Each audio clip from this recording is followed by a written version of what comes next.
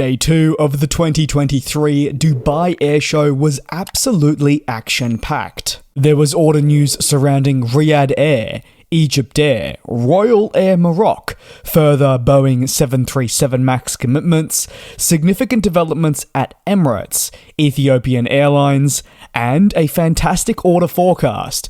So let me not waste any further time and get into the topics that you have not heard about yet.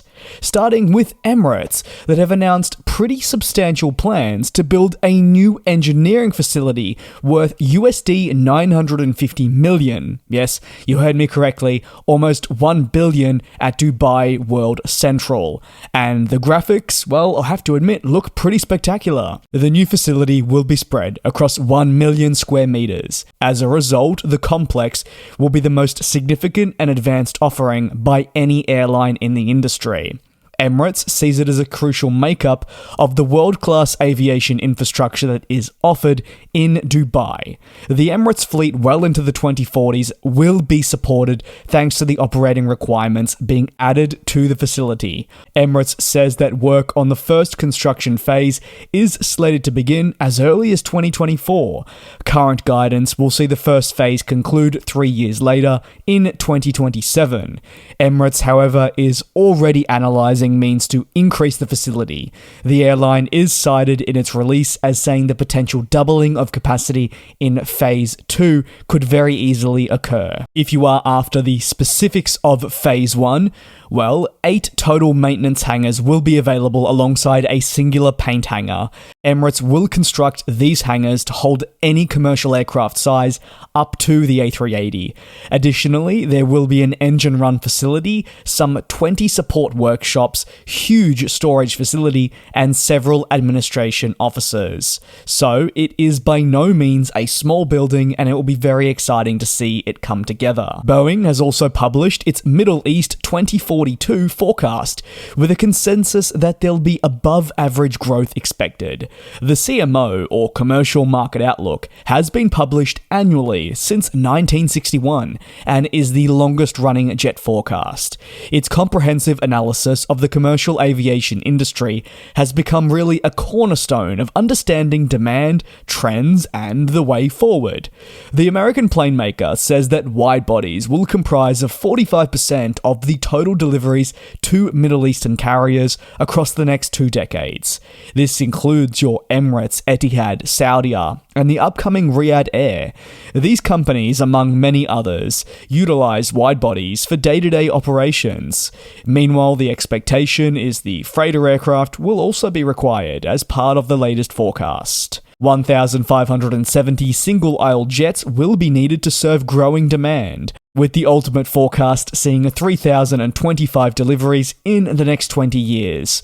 Due to the nature of operations from airlines in the Middle East, more widebodies will be required maybe than, say, another market. The sector is experiencing fantastic growth already, with Emirates continuing to commit to new aircraft, the upcoming launch of Riyadh Air, and ultimately other airlines in the market also making some very positive announcements. Over at Riyadh Air, well, a deal for a new narrow-body aircraft will likely come in a matter of weeks rather than days. Initially, many people believed that the company would utilize the publicity of the 2023 Dubai Airshow to put pen to paper on a deal for up to 100 737 MAX aircraft. Yes, that is right. The airline is looking likely to commit to this narrow-body aircraft for its future fleet. It'll therefore work alongside the already announced 787 Dreamliner. But we'll have to wait a couple more weeks per comments from the airline's executive. An honourable mention of a story that I did not cover in the Day 1 recap, and that was with Royal Air Maroc, who were revealed as a customer for, you guessed it, the 787 Dreamliner. The airline announced 2 787-9s will be added to its order book, a decision made by the company as it really looks to enhance its wide-body fleet for the long term. While 9 Dreamliners are currently operational, acquiring 2 more are set to enable further flexibility alongside the potential expansion of the long-haul network. So pretty immediately, you can see where pressure will be eased on existing units and the business will see fantastic rewards from. Previously, Boeing did did say that this deal was listed as unidentified on the orders and deliveries website, which is pretty common, and we eventually find out the respective end destination. Staying with Boeing, they announced that SCAT Airlines of Kazakhstan had committed to the 737 MAX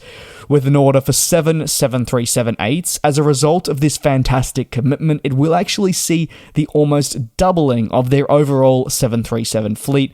Such a commitment really does highlight the capabilities of the MAX and just how important it will be to their future vision. Through a market analysis, it actually deems European cities as the key focal point for their future operations.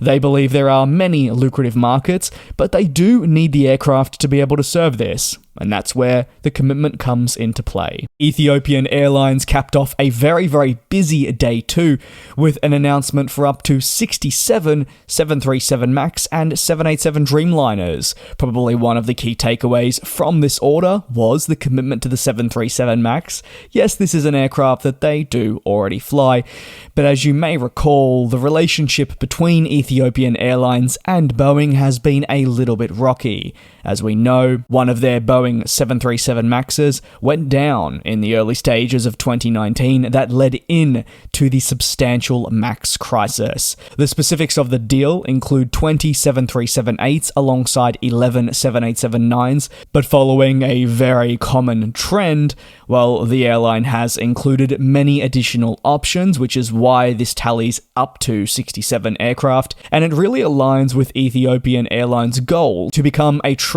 leading airline on a global scale. And how I've stated for other topics, to be able to achieve this, it does need the aircraft at its disposal. EgyptAir represented really one of the few developments from Airbus on day 2.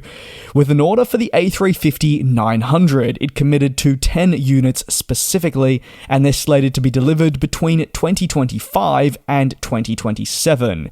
We found out the airline would kit this aircraft out with over 300 seats and utilize the A350s to actually replace some of its long-haul fleet that are beginning to show signs of age. Additionally, you would like to think that for the long term, EgyptAir would massively like to consolidate its aircraft that it flies. With at the moment so many different family types being operated, there isn't much fleet continuity or commonality there.